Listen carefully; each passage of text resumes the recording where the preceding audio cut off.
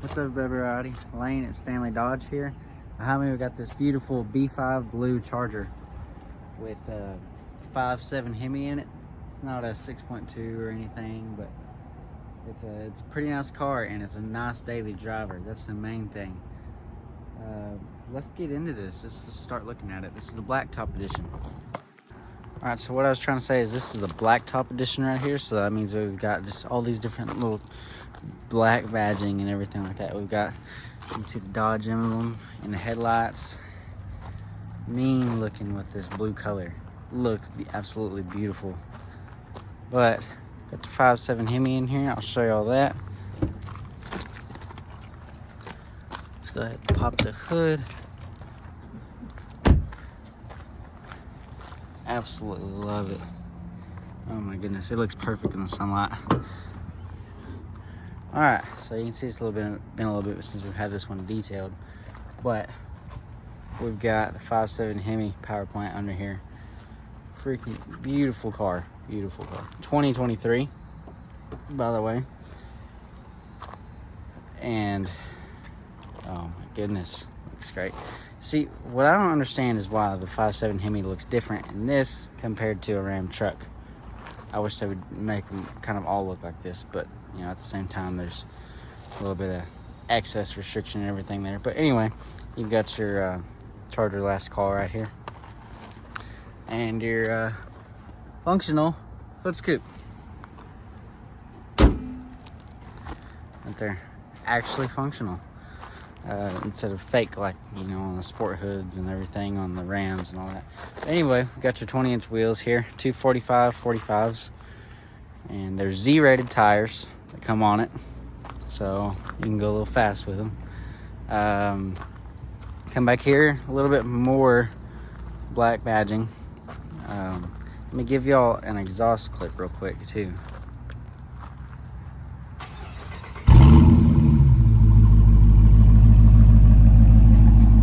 Beautiful sounding car, absolutely beautiful. And for only having a 5.7 in it, it's got a really deep rumble for stock, but we're gonna kill that. The one thing I do like about the Charger compared to the Challenger is that it is a full four-door, and if you're like me, you've got at least one child, and you can, hang on, let me unlock this. You can come back here and actually put them in there.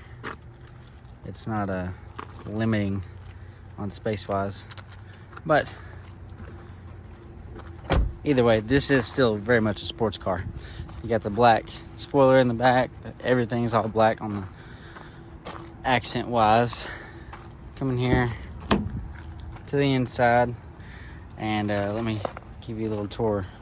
Let's kind of clamshell this out real quick. So obviously we got the back right here. Cloth seats. Kind of, I don't know if y'all had the same type of mom that I had, but she had a jacket with this print, and I don't know if anybody can tell me what this print is. Please, for the love of God, tell me. But it's so nostalgic looking for me. But yeah, we got cloth seats, of course. We've got our cup holders right here and our armrest. And let's go in the back real quick. All right, so if you don't own a Charger, you might be thinking, where's the trunk latch? It's this button right here. Press that, unlocks right up there. Pretty ample storage space in here. It's pretty standard size. It's not huge, but not small by any means either. And you come in here, you got your battery and your little slime kit right there, your tire kit, repair kit, whatever you want to call it. Of course, your little safety latch right there. And then kind of, I'm assuming this is inspired by the old style Chargers back in like the 60s, early 70s, late 60s, whatever, where the rear window was inset, kind of like that. And I love that little touch to it. I love how Dodge kind of adds these little classic touches to everything. But yeah, so there's the backs. Nothing crazy special up here. Let's bring you into the front. All right, so we got power mirrors, you know, window locks, nothing crazy there. Hop in here. Charger.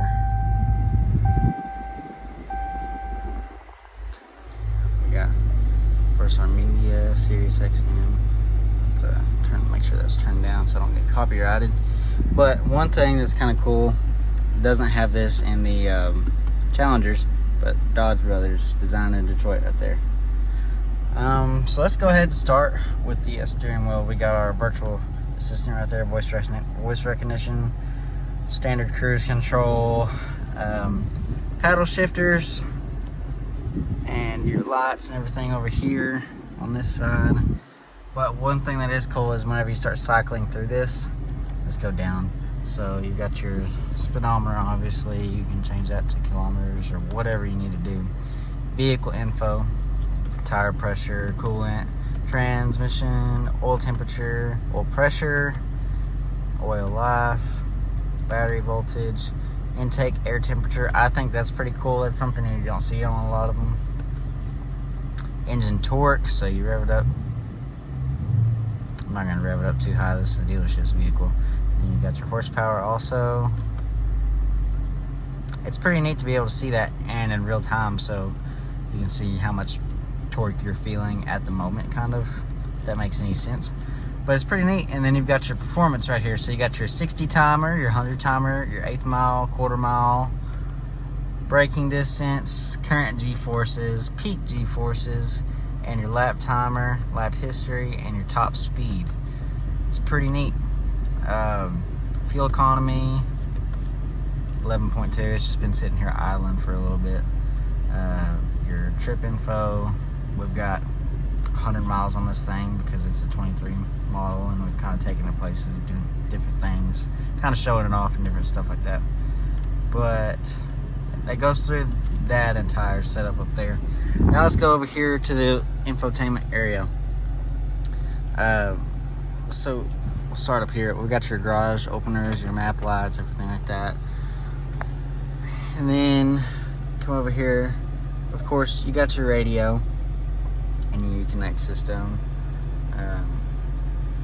Don't have navigation in this one, but you got all your climate and everything like that too. The 7-speed climate and all of that. Heated seats and heated steering wheel. And to me, guys, that's the main thing. As long as it has that, I'm fine without having the cooled seats.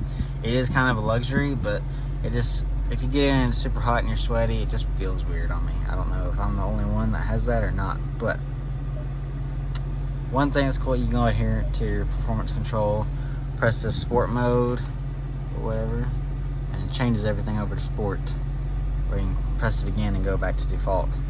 But you can set up how you want your sport mode to be, so that whenever you press this button, all you gotta do is press that, and this little green checker flag comes on. That's your sport mode. You can kind of set that up how you want. Another thing that's cool, that's not really in everything else, is these performance pages. It's pretty awesome. So you come in here, you've got your horsepower, kind of rev it up a little bit. It's not going to do anything while I'm just kind of idling here. But gears, times, and you can add widgets. So you can go in here, do reaction time, all this other stuff. Timers. Let's go in here, timers. You got your reaction time, acceleration, braking, drag, all that different stuff. Coolant temp, all these different gauges. Come in here, trans temp, intake temp, G-force. Come in here and you've got a big, that's pretty big. You can see that pretty good. See how hard you're turning and everything like that, drifting, whatever you're doing. And then you've got this, it's kind of a weird, I don't know what you would want to call that graph, but you can kind of see a little bit of everything whenever you rev it up. And then you got your dyno, and it's if you're in the medical field, it's probably looks pretty similar, but revving it up. Blue lines down here represents revs. It's not going too high or anything, obviously. But then you got your power and your torque right there that are showing. I think it's super neat to have all of that. And anyway, there's all of that. Of course, all your other settings and all that other stuff that you can mess with. But You got your manual mode to where you can come down here, flip it over that way. You can bump it forward, back, all that different stuff. But then you can also just put it in drive and press your paddle shifters. So you don't have to mess with that. I like the paddle shifters better. Your rear park sensors, doesn't have front park sensors. And then this super track pack right here takes you to your performance control. So you can kind of set everything up. And then you got your launch control and all this. So you can slide that up, figure out what you want your launch control at, your RPMs and everything like that. Activate launch control, and it'll rev up, and then you can just take off after that. It's pretty neat if you've ever used it. It's pretty cool. I've never really gotten the chance to, but come in here, storage wise, we got this little slider right here. You can cover that up, sit your stuff down on it, or you can have your cup holders. And then you got this little tray, kind of like you do in the Rams, but this tray just comes out. And you got your cigarette lighter there and there. And you've got your USBs and your aux cord right there also.